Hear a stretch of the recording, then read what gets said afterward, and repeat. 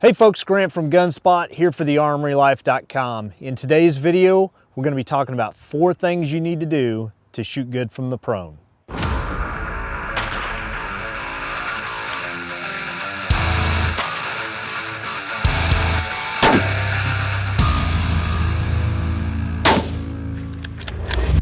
Here's why I like shooting from prone. 1, I've found that if I can get my body as close to the ground as possible, I'm going to be able to make up for the deficiencies that I have as a shooter, at least have a better chance at making up for those deficiencies.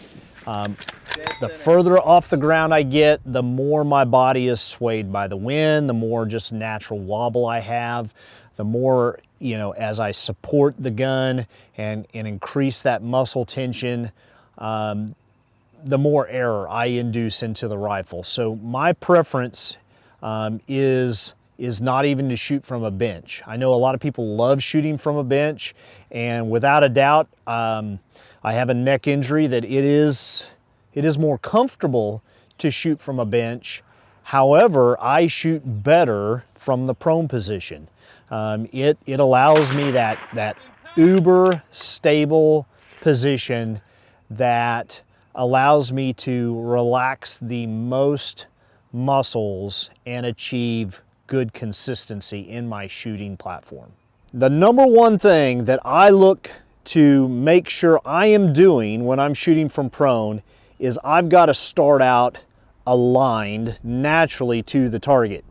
A lot of times I see guys get in behind the rifle and their body is all canted right or left or some kind of direction that doesn't lend them to being aligned to the target.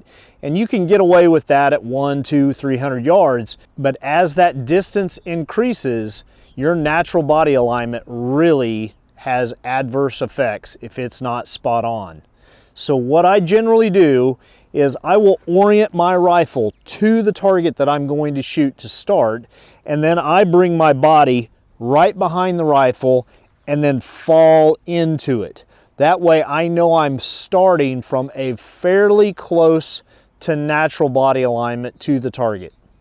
Okay, so the next thing, once we've gotten down into the position and our body alignment is on the target, I always try to encourage any student, if their joints and the flexibility of their body will allow it, to make sure that their feet are flat down on the deck.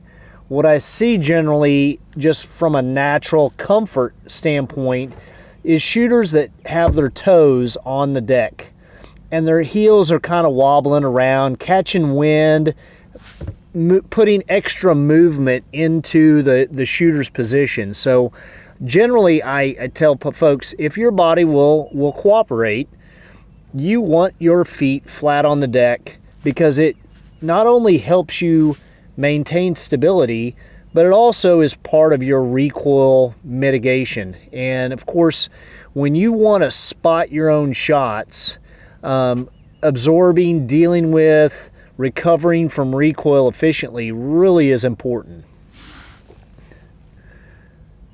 The next important thing is going to be how you operate in good eye relief.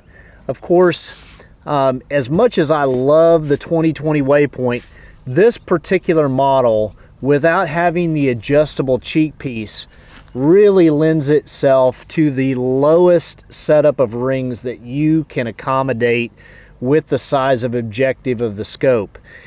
Anytime you have to pick your head higher up onto the stock, it's producing a greater amount of error into your ability to get that good scope shadow free eye relief shooting position.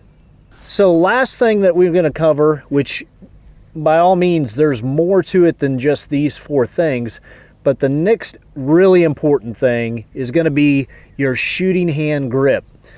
Now, over the last few years, I've seen a couple high-profile instructors talk about operating with a really light purchase on the gun. And so what I think people should be more focused on is matching your grip to the style of rifle that you're shooting. Case in point, we have two different Springfield rifles here, an M1A and the 2020 Waypoint. The big difference between the two just isn't how they operate via the bolt being manually run or semi-automatically run, it's their weight. When you have a really light rifle like you do in this 2020 Waypoint, the shooter really needs to help control the movement that their trigger finger is putting on the gun, not to mention their body coming into contact via supporting that stock with a good firm handshake style of grip on the gun. When you have a really light rifle, it's a lot easier to apply that really light touch, kind of almost like a bench rest shooter would apply. Of course, in a perfect world, we want to minimize our contact to the rifle. But in a realistic sense, we're going to be limited. Very rarely are we going to get to shoot from prone, so we're probably going to need that firmer grip, especially when our rifle is super light.